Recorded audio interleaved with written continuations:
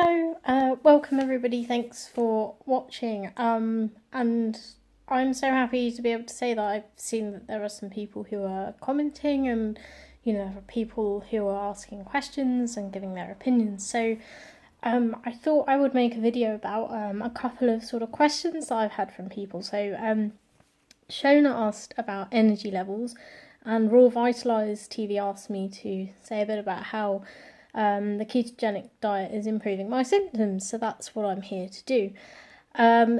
So I'd just like to say that I haven't been really strict keto the past, I'd say, sort of month or so. That's because I've made that choice because of social events, because of things going on in my life. So I was working 4 days a week until August, which I then had a lot of social events, and just was sort of finding it hard to be really strict. So I've had a sort of few weeks. Well, this weekend was a classic. I was at a festival, so I did just eat what I wanted to, which was quite a lot of crap, to be honest. So recently I have noticed that I have had a dip in my energy levels. I'm making this video today. This is really the only thing I've done today because the festival really took it out of me. It was bank holiday yesterday as well, and I got up really early because it was a friend's birthday and we'd arranged to do stuff. So yeah, it was busy, and that has had a big impact on my symptoms in terms of ME. And I do think eating the crap has added to that. So when I was going full keto, which was a couple of months ago, so sort of all throughout May, pretty much all of June, and some of April as well, and it's great. Like, I can't really say enough about how keto changed my energy levels. When I was on keto, I'd just like to sort of say the first 3 weeks for me were quite tough. I had the keto flu. My body was learning to fat adapt, as they call it. So I had that first initial 3 weeks of feeling a bit like, and having symptoms of electrolyte imbalance. So I get a lot of headaches and migraines anyway because of one being female and hormone fluctuations. But keto, that was one of the reasons that I went on it, is to address that, because I was getting these problems, or still have these problems with my period. What I did notice was, and sorry, this doesn't apply to everyone, but I think it's important that we talk about these things.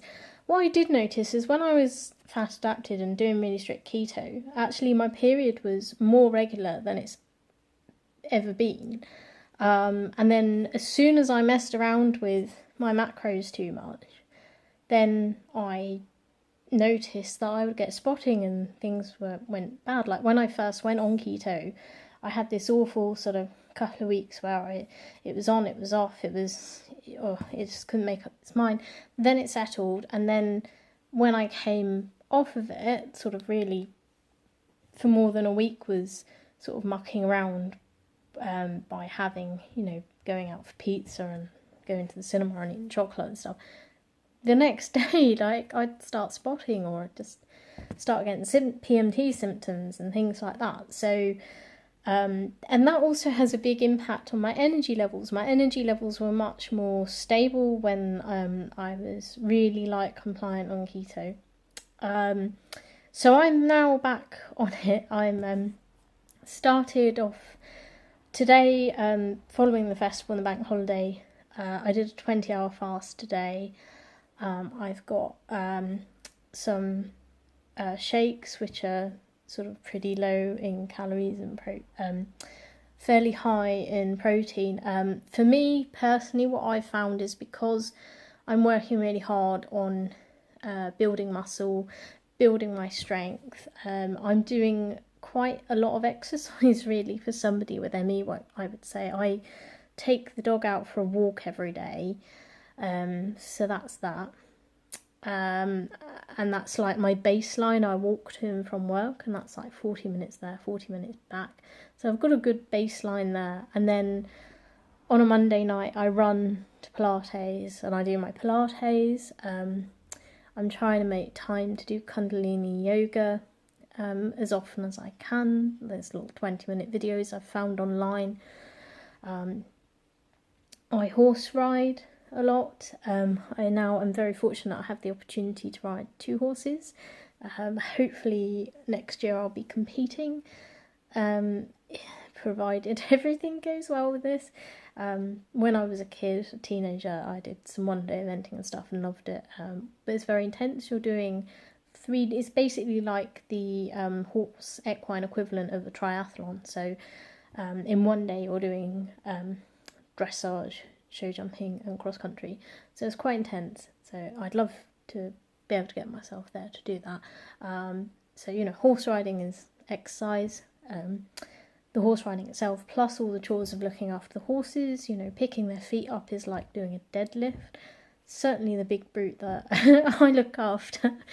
And then you're doing like wood chops, like chucking the muck on the muck heap, and wheelbarrow lifts, like sled pushes, pushing the wheelbarrow up and down the hill, and picking up hay nets, and it's hard work. It's strength building. Anyway, I still have my personal training session once a week as well.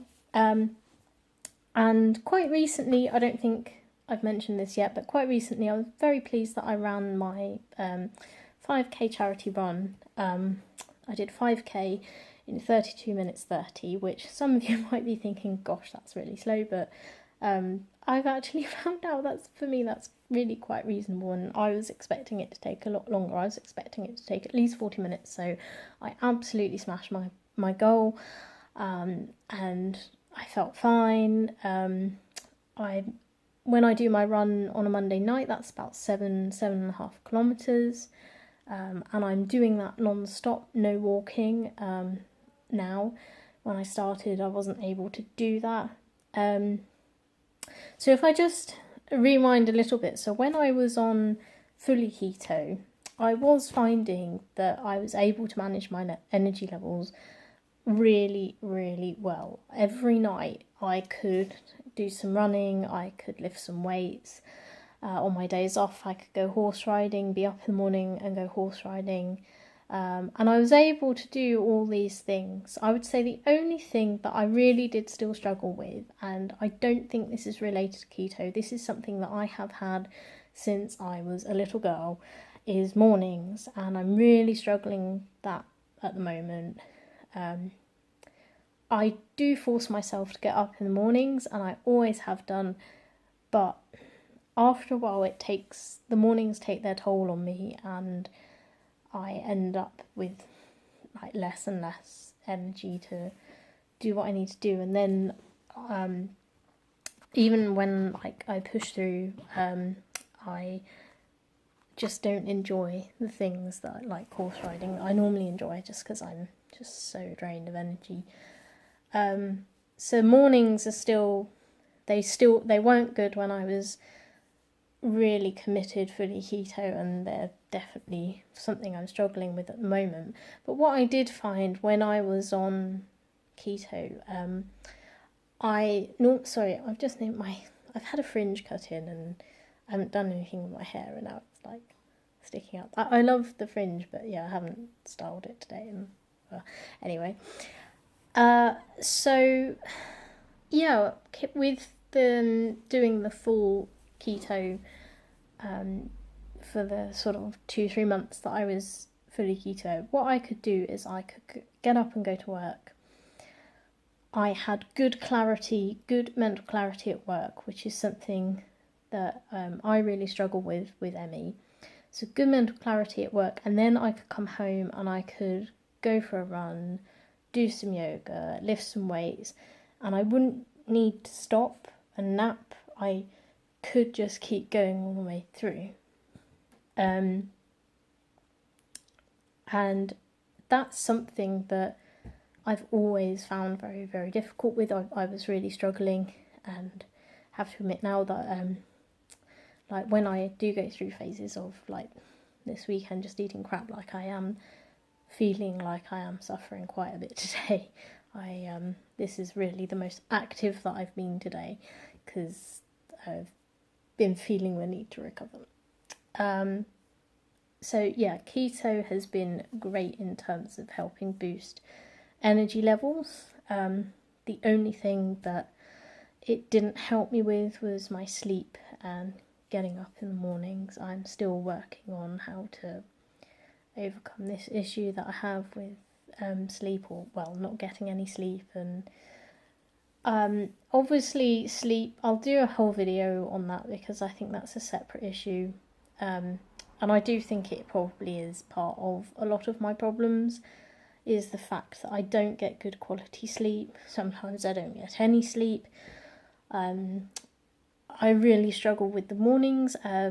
I'll probably also do a video on adrenal fatigue, because there's this whole sort of thing like, you know, is it a thing, isn't it a thing, is it real, or is it just that everybody's stressed? And yeah, so I'll do a video on that as well.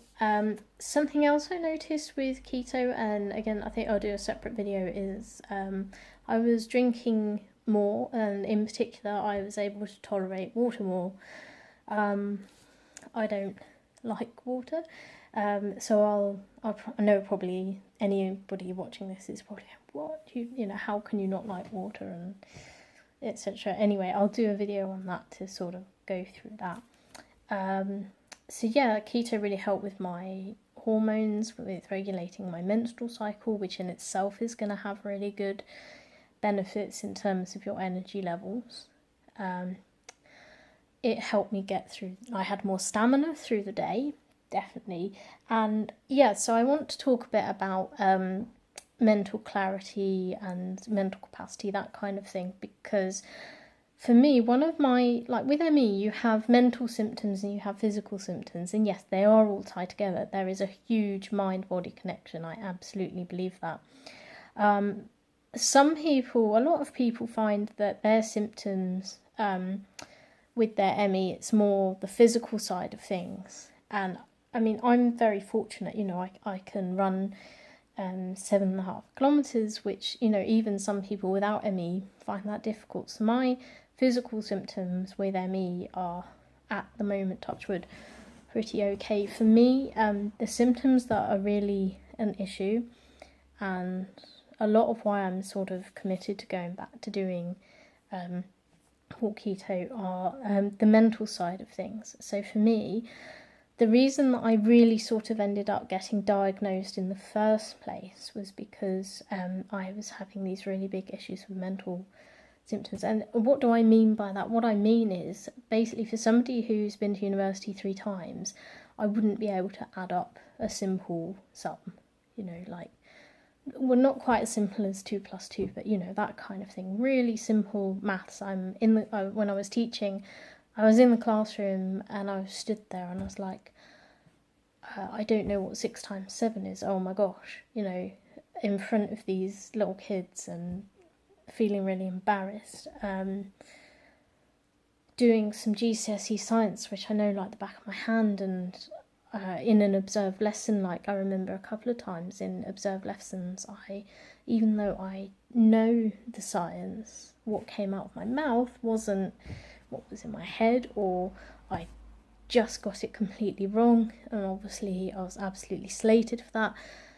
And, you know, obviously you get feedback, well, you must learn this, and you know, that's really terrible that you don't know that. And it's like, but it's not that I don't know it, it's just at that particular point I was so tired, stressed, drained, exhausted, you know, having these ME symptoms, that my brain just wasn't functioning. And in a completely different setting, I'm kind of finding that at the moment. At the moment, I'm really struggling to get the cogs ticking over. So at the moment, I'm writing literature reviews, and I have a master's in creative writing. I know how to write. I'm finding it really hard to actually get the flow, actually get something written. I've done all the research and put all the notes together. You know, I've got like 50 pages of notes and references and stuff for one of them and 20 something for the other, but just actually getting it written down, and I'm sort of struggling with that at the moment. The other thing is I signed up to a free course recently. I went to an induction for this particular course. It's on mental health awareness, and I didn't realise that part of the induction process at this time was I would have to sit 2 assessments in English and in maths. I need to question this, but I got my results back today, and basically I got there thinking, oh no, like I've just done this train journey after going to work, and I just feel so drained and awful, and just, wasn't really sort of, not all the cylinders were firing. Anyway, I got the results back today, and it says I've got level 1 in maths and level 2 in English, and I'm not sure what that means, but I mean both of those, they should, if they both come back the same, I would assume that I'd have the highest, because I think they're testing you to GCSE level, which is kind of concerning that I'm not at the top of both, because I have gone to university 3 times and support university students. You know, I've taught A level and I've taught GCSE. I know how to work at their level, so that really just is another thing. Like, you know, I'm getting, I know, like, there's this whole thing about tests, you know, it's just like one moment in your life, and for me it absolutely is a problem, because that one moment of your life, if it's not the right moment for me, then it's not really reflecting my true potential, my true capability. I do think part of it was because I needed more time. That's the other side of the mental thing for me with ME, is the processing. So for me, processing is more difficult. I'm more sensitive to bright lights, sounds, and then I'm very hypersensitive. When there's a lot going on all at once, my brain doesn't filter that, so I can't pick things out, I can't process things. So, for example, if I'm in a pub and everybody's talking, I just can't hear anything. And it's not the volume, it is the processing, the filtering out of what the noises are. You know, it's just completely overwhelming for me. And the same with information. So I think some, you know, anxiety doesn't help, and, you know, have generalized anxiety disorder, that doesn't help. That's another thing. So yeah, I was given 15 minutes to do these tests, and I walked out and I realised I'd done one of the maths questions wrong straight away. It was about ratios, and I'd done it as a fraction instead of a ratio, and I was like, oh, that's so stupid, like, I know how to do that like the back of my hand, why did I do that? And that kind of thing. So I did find when I was fully keto that there was definitely some improvement there for me. I still had really bad days. I'd like to just point out I did still have really bad days where I did find it difficult, but on the whole there was definite improvement there. So the anxiety thing, so another reason that I decided to do keto was because I have really bad anxiety, and I do get depression as well. General, you know, common mental health issues. I'm researching mental health. I'm a research assistant at the University of Portsmouth. So that's not why I found this and did this, but I've done a fair bit of research on, you know, different things, how these things happen and what have you. I wouldn't say my anxiety went away when I was on keto, but I did definitely notice that I seem to have more good, calmer days in terms of my anxiety. So that's, looking at energy levels, looking at symptoms, definitely there was very big noticeable improvements when I was doing really committed to keto. So you might be thinking, well, why did you stop? So It's a really good question. I have to say, the first thing I did, when I fully committed, I stopped drinking tea with milk in it, and I tried all sorts of alternatives. I tried, herbal teas. I tried different milks. I tried almond milk, coconut milk, everything, because I wanted to remove dairy, because I think I'm a bit insensitive to it. Anyway, long story short, because I noticed this video is going on quite a bit now, I miss tea, so that's how it started. Is I was like, I just want a cup of tea with some milk in it. But I've decided I've not been very successful with the no dairy thing, so I'm just going to let that go. I'm going to put cream, double cream or heavy cream if you're in the US, double cream in my tea instead of milk to solve that problem, because milk's dairy, it wasn't really solving the problem. So the other thing was, I was just finding it more and more difficult to manage time. I haven't really done any proper baking sessions since I've started work. Just the preparation, because I'm now riding the 2 horses and stuff as well when I'm not working.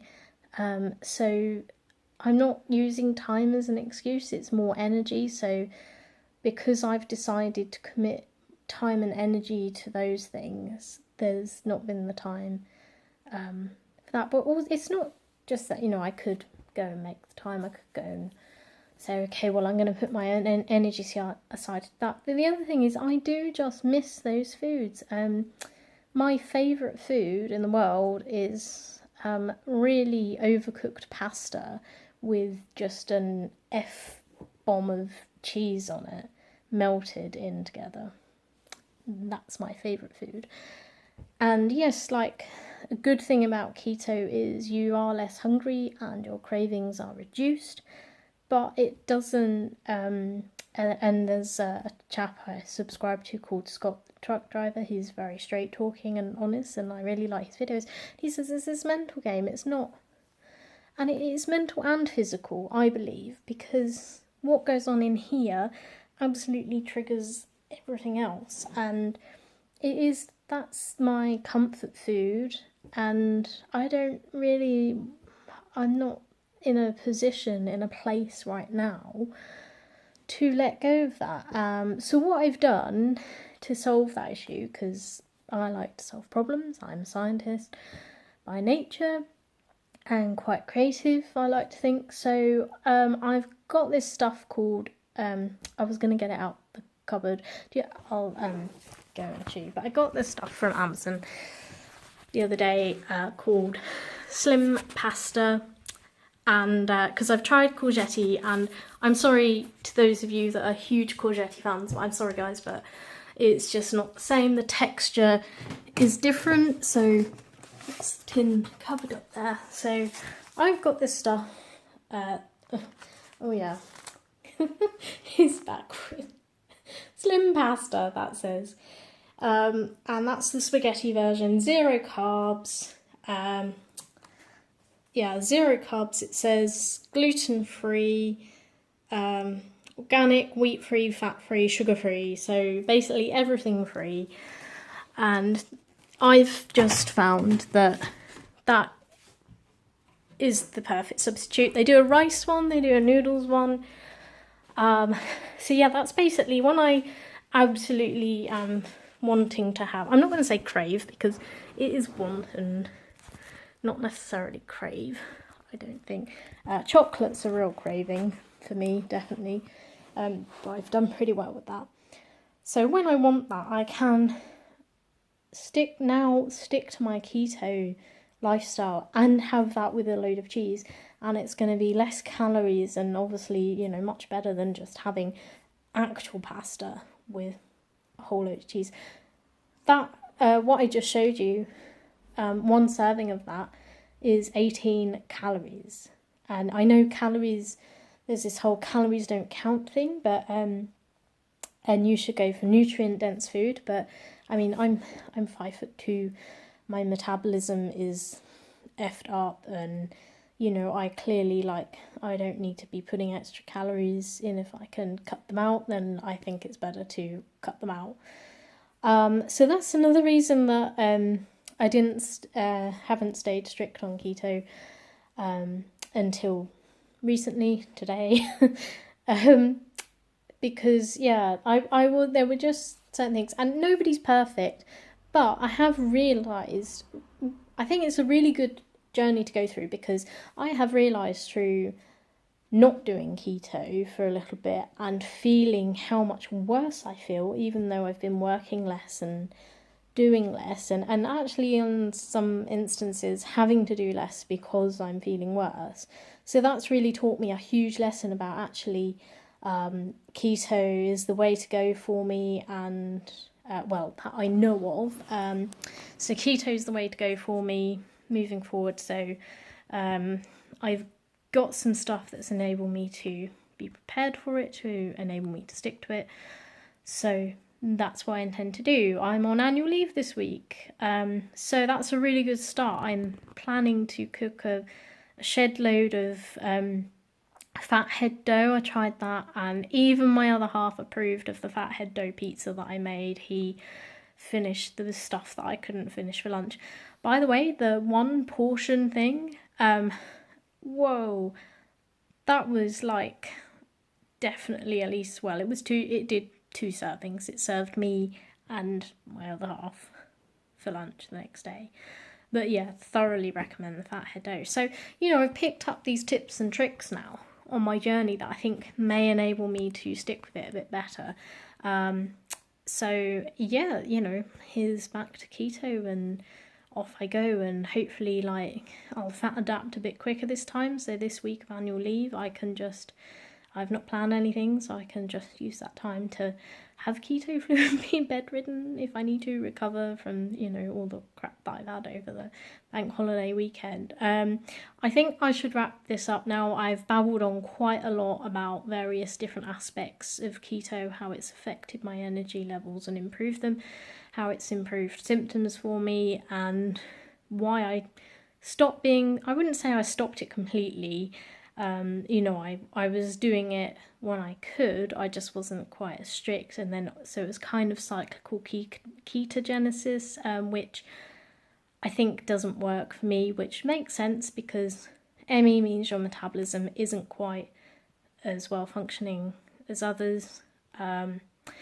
Just another thing I want to say, because there was a comment about supplements and B12 and that kind of thing. So I use B12 patches. There's one there that I've got on, helping me recover. I use B12 patches because there's been some research to suggest that you don't absorb it very well through eating it. There's a lot of research that people with ME don't absorb things like B12 very well, so I'm supplementing with B12 patches.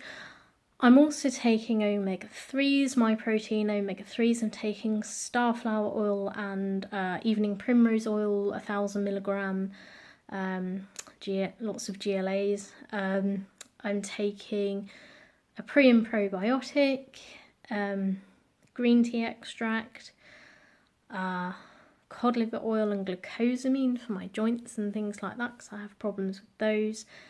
And also selenium and other sort of supplements to help with hair and nails and things, because I was having problems with my hair, not because of keto, but I lost my nan and it was all very stressful and what have you, and my hair just started falling out a bit, which is another reason I got this fringe cut in, which is really not doing me any favours today, but there we go, it doesn't matter, it's not about how you look. I suppose one final thing I want to say before I do head off is the obvious one. I haven't talked about weight loss, fat loss in particular. So today, before I started, my waist was 35. It now measures 31.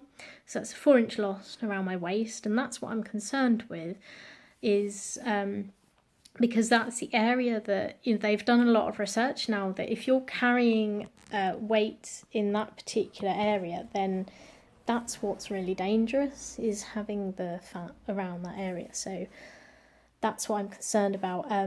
Lost half a stone on the scales, or £7 for you guys in America. I think like 2.5, 3 kilos, something like that, if you're in other parts of the world that use metric.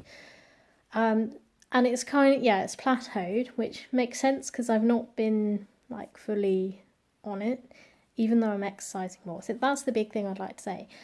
In terms of weight loss, weight management, exercise does diddly squat for me. That's a really English expression, isn't it? Oh, I'm so British. Sorry, but I am. I don't even know why I'm apologising. It's really British as well, isn't it? Anyway, so exercise itself doesn't have an impact on my fat loss and stuff like that. Not that I've never noticed any changes because of that. What I have noticed is the weightlifting has had a big impact on my body composition. So the way that my fat and the way that my muscles distributed is much better with putting weightlifting into my routine.